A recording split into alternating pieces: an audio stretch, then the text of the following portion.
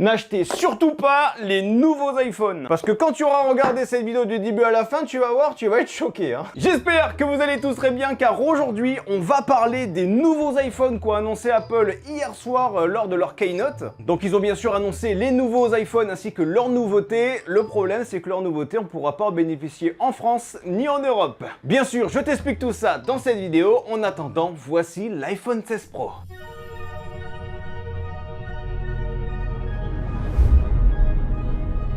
Vous avez été nombreux à me demander sur Instagram de faire une vidéo sur l'iPhone 16 Pro, enfin plutôt sur les nouveaux iPhones, car actuellement c'est la merde. Dites-vous que moi actuellement je ne sais même pas si je vais acheter l'iPhone 16 Pro cette année, mais bon, comme je suis un gros pigeon, si jamais il y a 1000 likes en bas de cette vidéo, je serai obligé d'acheter cet iPhone 16 Pro et de le tester tout simplement en vidéo quoi.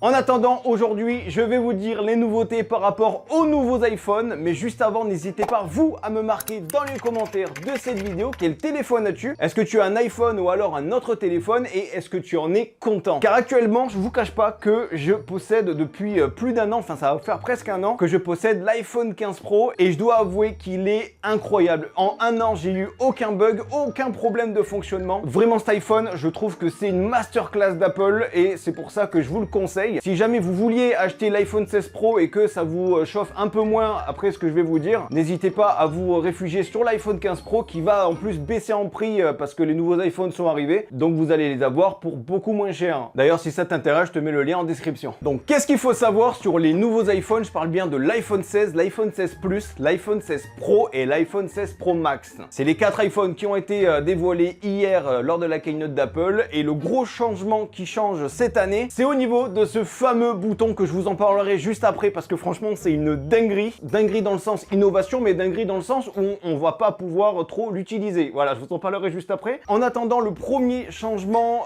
des iPhone 16 Pro et 16 Pro Max, c'est au niveau de l'écran. Dites-vous que de base on avait l'habitude d'avoir sur les versions Pro un écran de 6,1 pouces et sur la version Pro un écran de 6,7 pouces qui faisait un peu grand, mais bon, ça passait quand même. Beaucoup de gens adorent avoir un énorme écran sur leur iPhone, donc chacun était content. Sauf que là, cette année, ils ont augmenté tout simplement la taille de leur écran de 0,2 pouces. Ce qui fait que l'iPhone 16 Pro ne fera pas 6,1 pouces, mais 6,3 pouces. Et pour la version Pro Max, ça fera non pas 6,7 pouces, mais 6,9 pouces. À ce rythme-là, c'est une tablette le truc. Aussi, cette augmentation est due par rapport au bord des nouveaux iPhones qui ont été un peu plus réduits, donc forcément, la taille d'écran a augmenté, mais c'est aussi le fait que les nouveaux iPhones seront un peu plus grands. Du coup, si vous achetez l'iPhone 16 Pro ou l'iPhone 16 Pro Max, va falloir changer automatiquement le verre trempé et la coque. Il va falloir tout racheter les gars. Par contre, d'après ce que j'ai vu des youtubeurs américains qui ont déjà pu tester cet iPhone 16 Pro, et bien malgré cette augmentation d'écran, on voit pas qu'il y a un réel changement, même si on peut apercevoir qu'il y a un réel changement parce que l'iPhone 16 Pro est plus grand que l'iPhone 15 Pro. Mais bon, tu m'as compris, ça va pas nous déranger quoi. Ensuite les amis, c'est la grosse innovation cette année pour les nouveaux iPhones, avec l'arrivée d'un nouveau bouton qui va nous permettre de faire une multitude de choses, comme par exemple nous, petits consommateurs de photos et vidéos, tu vas pouvoir tout contrôler facilement. Ensuite, tu vas pouvoir aussi... ah mais non, c'est tout. Pour nous en France et pour l'Europe, c'est tout. Ah oui, parce qu'en fait, de base, je vous explique, vous auriez pu, par exemple, à l'aide de ce nouveau bouton, prendre n'importe quoi en photo et l'IA s'occupe de vous trouver quel est l'objet, ou alors si vous cherchez un restaurant, on voit directement tout sur le restaurant. Si vous cherchez par exemple la race du chien, vous avez juste à le prendre en photo et vous savez tout sur ce chien. Malheureusement, ça fait partie des nouveautés qui ne seront pas disponibles en France ni en Europe. Aussi, par rapport au logiciel iPhone, il y a le Apple Intelligence qui vous permet, grâce à une IA, d'avoir des outils pour par exemple modifier vos mails avec de l'IA, ou même la possibilité de créer des emojis personnalisés avec de l'IA, que le reste du monde pourra en profiter, sauf que nous en France et en Europe, on ne pourra pas profiter de tous ces outils que je vous ai dit à l'instant. À cause de quoi? Du DMA, c'est directement le Digital Market Act, qui est en quelque sorte une multitude de lois qui forcent un peu Apple à ouvrir un peu leur système d'exploitation. Sauf qu'Apple a fait non, non, non, nous on veut pas, on veut garder ça pour nous. Du coup, tout ce qui est nouveauté avec de l'IA, nous en France et en Europe, on ne pourra malheureusement pas en profiter, du moins pas maintenant. Il faudra attendre au minimum en 2025. Ouais, t'achètes un iPhone tout neuf, genre ultra cher, et tu peux pas profiter des fonctionnalités. C'est beau. Du coup, ce fameux nouveau bouton révolutionnaire sur l'iPhone 16, l'iPhone 16 Plus, l'iPhone 16 Pro et l'iPhone 16 Pro Max, eh bien, il va vous servir tout simplement à prendre des photos et des vidéos. C'est déjà pas mal. Après, bien sûr, vous pouvez quand même faire un peu plus que ça niveau photo et vidéo parce qu'en fait, ce bouton est tactile. Vous pouvez scroller directement pour avoir accès à vos réglages photos et vidéos. Pour, par exemple, si jamais vous voulez prendre des belles photos, vous pouvez directement régler directement avec ce bouton, ce qui est quand même pas mal. Mais bon, on aurait bien aimé avoir accès à toutes ces autres nouveautés, quoi.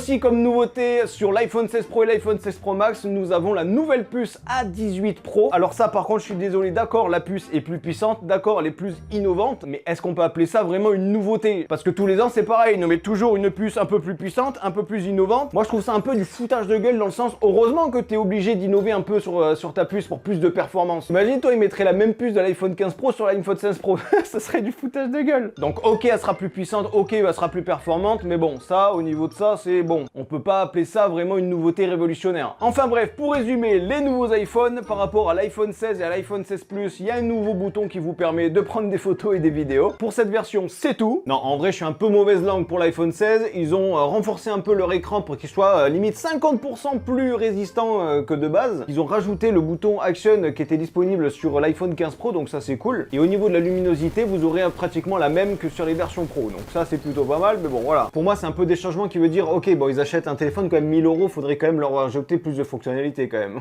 Et pour les versions de l'iPhone 16 Pro et l'iPhone 16 Pro Max, eh ben, l'écran est plus grand, vous avez plus de puissance grâce à la nouvelle puce, et vous avez un nouveau bouton où vous pouvez prendre des photos et des vidéos. Voilà. Après, au niveau des caméras de l'iPhone 16 Pro et iPhone 16 Pro Max ont été un peu améliorées. Si jamais j'achète l'iPhone 16 Pro, on testera ça ensemble. Et aussi, on testera la vidéo parce qu'apparemment, on peut faire du 4K 120 FPS maintenant. Par contre, j'y pense, j'ai actuellement une question. Comment ils vont faire avec le nouveau bouton qui, je rappelle, est tactile? Ben, si t'aimes bien avoir juste l'iPhone comme ça, c'est sympa. Mais si jamais tu veux mettre une coque de protection, tu vas faire comment? Parce que je rappelle, le but d'une coque de protection, c'est recouvrir l'entièreté du téléphone pour qu'il soit protégé. Tandis que là, actuellement, il y aura un bouton qui est tactile. Donc, comment ils vont faire pour régler ce problème? Donc, du coup, je me suis renseigné, je suis allé directement sur Amazon et dites-vous qu'il y a déjà des coques pour iPhone 16 Pro qui sont disponibles. Et on peut voir qu'il y a certains fabricants qui ont construit différemment leurs coques. Franchement, ben, j'ai trouvé la solution à mon problème, du coup. Et tout ça pour un prix de... Ben, je vais vous le trouver parce que je ne l'ai pas noté. 1229 € pour la version 16 Pro et 1479 € pour la version 16 Pro Max. Et ça, c'est pour la version 128 Go. Va falloir rajouter un peu si vous voulez d'autres espaces de stockage. Hein. Et par contre, juste pour l'iPhone 16, ben, c'est à partir de 969 € et pour la version Plus, 1119 €. Ça fait quand même un petit peu cher pour autant d'innovation en plus qu'on n'aura pas disponible en France ni en Europe. Hein. Bon, bien sûr, après, petit aparté, ce n'est pas à cause d'Apple, hein, mais c'est bien à cause des lois en France et en Europe que malheureusement on n'aura pas accès tout de suite à ces nouveautés. Mais bon, ça fait quand même un petit peu chier quand même. Hein. N'hésitez pas, vous, à me marquer votre avis dans les commentaires de cette vidéo. Est-ce que c'est une bonne chose quand même d'acheter ce nouvel iPhone ou alors est-ce qu'il faut se rapatrier sur d'autres iPhones moins récents et surtout qui vont coûter moins cher? Qu'est-ce que tu penses de ces nouveautés? Défoule-toi dans les commentaires, il n'y a pas de souci, c'est fait pour ça. J'ai hâte d'avoir de vos retours. Et puis si jamais vous souhaitez que j'achète cet iPhone 16 Pro pour que je refasse une vidéo pour qu'on le teste ensemble, n'hésitez pas à me mettre un petit pouce bleu en bas de cette vidéo, je compte vraiment sur vous. C'est pas compliqué, si on atteint les 1000 likes en bas de cette vidéo, je serai obligé d'acheter cet iPhone 16 Pro pour le tester. Et je vous cache pas que je suis pas intéressé de fou à l'acheter. Bref, en tout cas, j'espère que cette vidéo vous aura plu. Si tu souhaites aller voir une autre de mes vidéos, c'est juste ici. Pour t'abonner à ma chaîne YouTube, c'est juste ici. Et moi, je vous dis à très bientôt pour une toute nouvelle vidéo. C'était Geekmap. Allez, bye tout le monde!